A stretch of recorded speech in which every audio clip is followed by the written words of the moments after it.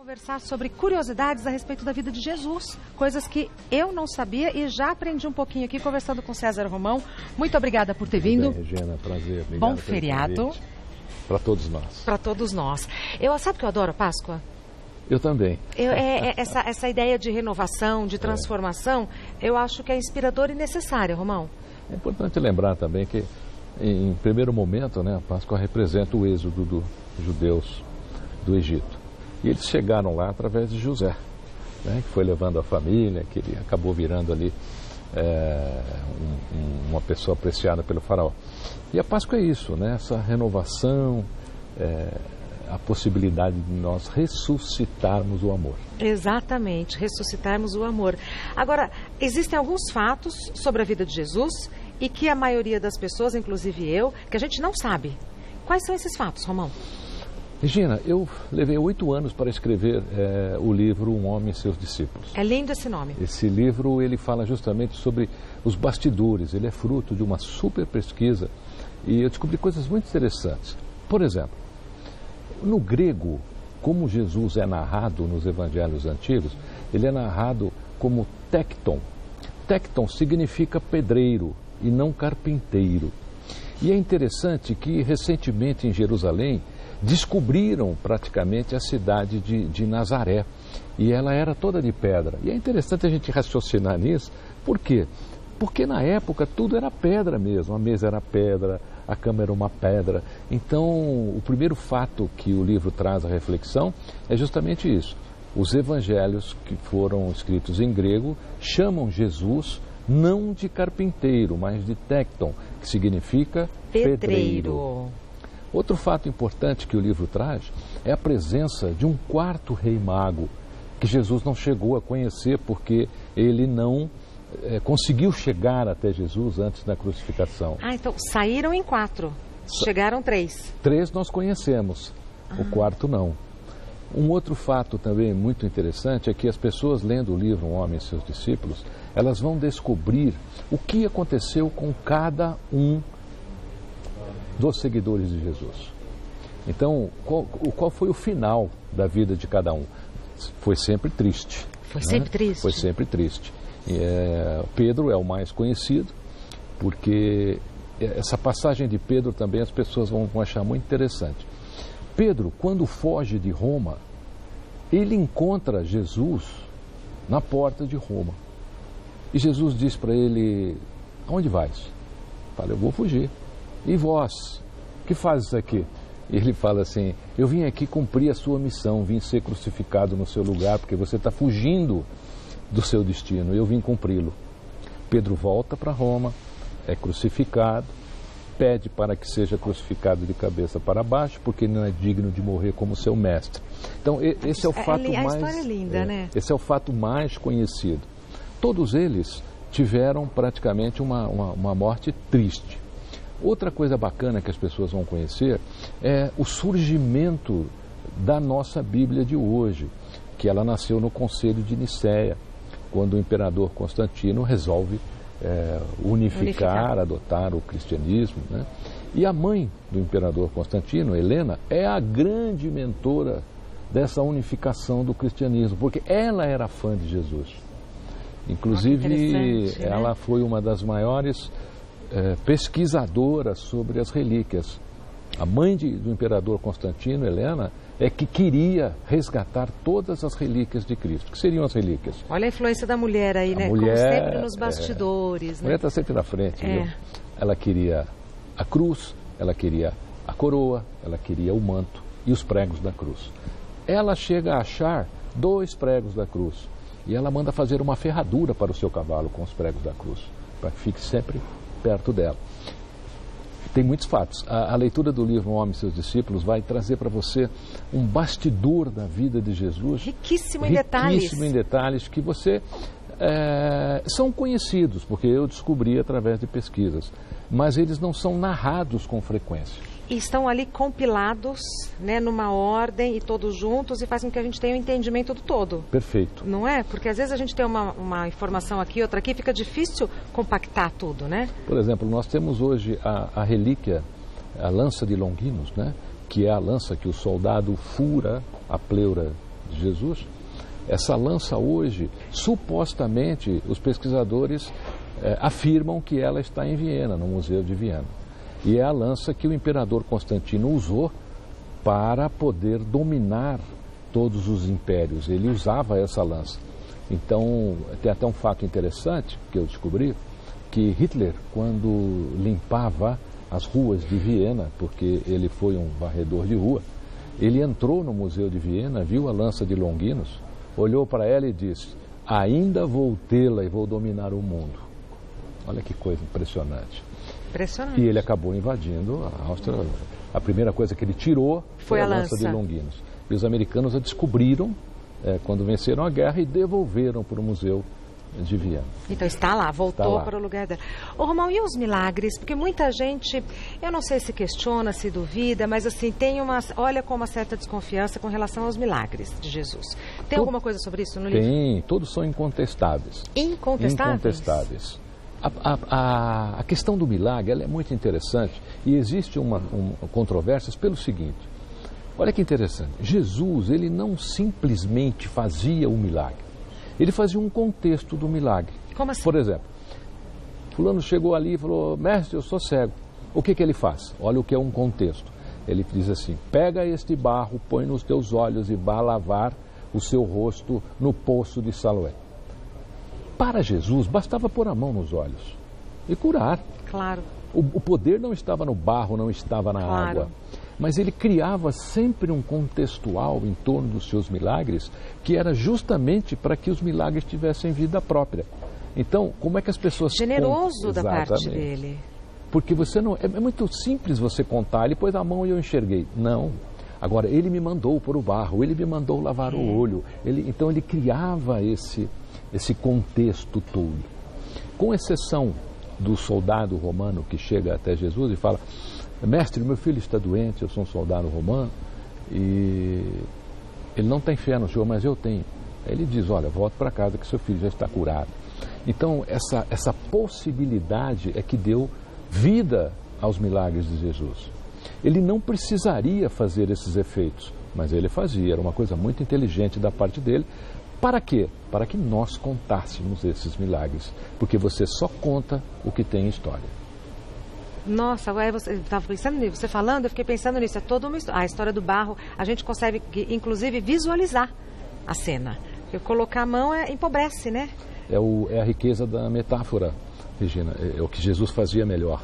Ele criava a história, isso mesmo, ele fazia você visualizar a história, E vai inspirando a gente, né? Porque essas histórias, elas são, por exemplo, a aparição de Jesus no caminho com os dois fugitivos que estão saindo de Roma, caminho de Emaús. A cidade de Emaús ficava a 12 quilômetros da cidade de Jerusalém.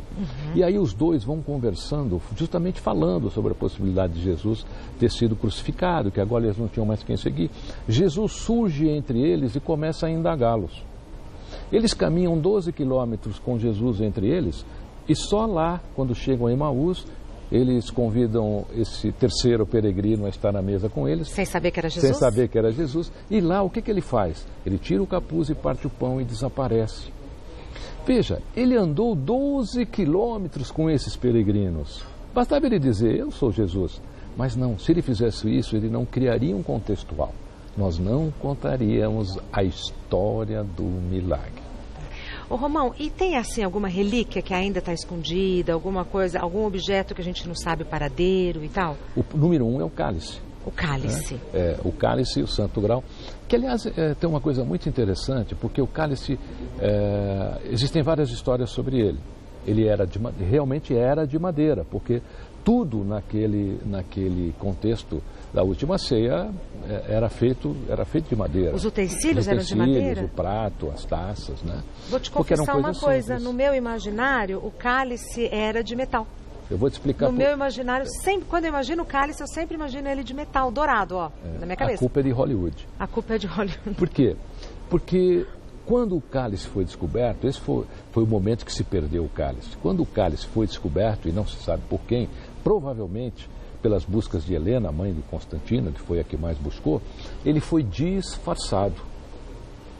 Então, ele foi revestido com coisas do reino, de pedras, foi revestido de ouro. Por quê? Para que não fosse descoberto. Para proteger. Para proteger o cálice. Tá. Porque essa é a maior relíquia do Cristo. Ele guardou o sangue do Cristo. Então, provavelmente, Regina, eu pessoalmente, uma opinião minha é essa, eu acho que vai ser muito difícil a gente encontrar o cálice. Porque a cada momento da existência do cálice, ele foi sendo mudado, ele foi sendo disfarçado. E provavelmente hoje ele está dissolvido dentro de alguma imagem que talvez esteja até à nossa frente. Só que a gente não Só consegue que a gente não sabe identificar. Provavelmente, de repente, está lá até no Vaticano. Mas a gente não consegue mais identificar. Ele perdeu a identidade dele. A coroa de espinhos, numa parte da Europa, disse que ela também estaria ali e tal, mas ela está também muito modificada. Então as relíquias foram se perdendo. E o Santo Sudário? Olha, o sudário... Eu já li a respeito do Santo Sudário, já vi documentário e tal, porque eu acho muito interessante todo o mistério que cerca o Santo Sudário. O sudário está em Turim, ele passou por... Na Itália. Ele passou por um processo histórico muito conhecido, né, que é o processo de verificação para ver se era real. Teve uma fase que pegou fogo. Essa fase é muito interessante. Conta. Porque quando o sudário pegou fogo em Turim, ninguém queria entrar na igreja de Turim. Um bombeiro chamado Mário Trematore resolveu abandonar os seus equipamentos, atravessar o fogo e ir buscar o sudário. Ele foi salvar o sudário. O sudário ficava numa caixa de prata. E ele, com a sua machadinha, porque ele não conseguia pegar a caixa de prata, porque ela estava muito quente, e ele, com a sua machadinha, quebra o vidro, porque o sudário era essa caixa de prata envolvido num vidro à prova de balas. Ele consegue quebrar esse vidro com a machadinha, salva o sudário, né, e sai em meio a chamas. E olha que interessante. Mário Trematore disse que quem o conduziu através das chamas era o dono do sudário. Né? Nossa, e muita gente na porta da igreja de Turim diz que ele estava acompanhado quando saiu da igreja de Turim carregando o sudário. Mário Trematore é um grande herói na Itália. Porque essa história é uma das coisas da minha vida. Eu dediquei minha vida praticamente a esse livro, muito tempo. A gente não tem como não se emocionar. Né? Então, se você pesquisar aí sobre Mário Trematore, ele é o grande herói do sudário. O sudário é uma outra relíquia, na minha opinião, incontestável. Por quê? Porque ela atende o procedimento de Jesus. Então, por exemplo, ele pega um tecido simples, ele é envolvido num tecido simples e ele usa esse tecido simples talvez para deixar a maior mensagem da ressurreição. Né? Não só a aparição dele para as mulheres, mas também essa prova. E as pesquisas mostraram que aquelas marcas no sudário são reações atômicas. Quem poderia fazer isso naquela época? Que coisa, não? A frase correta dos cientistas são chamuscadas atômicas. Não tem explicação. Tentaram reproduzir, inclusive, e nunca conseguiram. Tentaram reproduzir? Exatamente. Em vão. Não tem como. Então, os milagres, como eu disse no comecinho, eles são incontestáveis. O livro Um Homem e Seus Discípulos vai fazer você viajar. Você vai viajar nos bastidores da vida de Jesus. É um livro para ser saboreado, né, Romão? Olha, ele tem sido usado, inclusive, em muitos processos religiosos, para estudar, para discutir, para abrir debate. Eu fico muito feliz porque nós precisamos debater os bastidores. Sem dúvida. Não é só aquilo que está na vitrine. Sem dúvida. Existe um contexto em torno disso, existe um bastidor em torno disso. Independente da fé e da religião. A fé é o telefone de Deus. A religião nos dividiu um pouquinho. Né? Mas é importante que a sua fé permaneça. A sua fé permaneça. E olha que interessante, Regina. Existem coisas no universo que independem da sua crença ou não. Por exemplo? Por exemplo, eu posso dizer a você agora aqui. Regina Volpato, grande apresentadora da TV Gazeta, você pode me conceder um pouquinho de gravidade?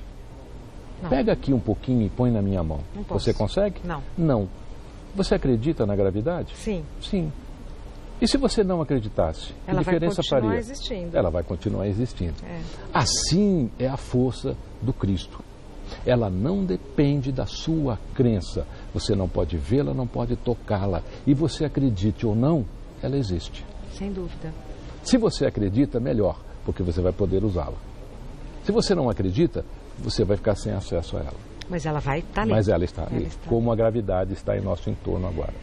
Ai, olha, Um Homem e Seu Discípulo é um dos livros do César Romão. Agradeço demais você ter vindo aqui. O seu Facebook é Romão César. Romão César. Aliás, esse livro, eu queria contar uma coisa muito interessante. Você sabe, Regina, o país que ele faz mais sucesso é na Rússia. Olha, é impressionante. Por que será? Você tem alguma explicação para isso? Talvez porque eles nunca tenham debatido tanto esse tema. Não podia debater era o proibido. Tema. Então você pode, se você lê russo, você pode adquirir o exemplar também em russo de Um Homem e Seus Discípulos. Foi lançado já em quantos países, Romão? Olha, esse já está... Eu estou em 51 países hoje. Um Homem e Seus Discípulos acho que está em 12 países, os principais. Que honra, né? É um prazer. Eu devo isso ao público, eu devo isso a essa missão de escrever que eu assumi há muitos anos. Porque além de escritor, o César Romão é também palestrante. Mais uma vez, ele está no Facebook como Romão César. Perfeito, obrigado. Deixa eu te dar um abraço. Claro. Me emocionei também com o seu relato. Boa Páscoa para você. Muito obrigada. Para todos os seus telespectadores. Amém. Vai com Deus, tá? Obrigada obrigado. pela generosidade em dividir os seus conhecimentos aqui com a gente. Prazer. Vai com Deus, viu? Obrigado.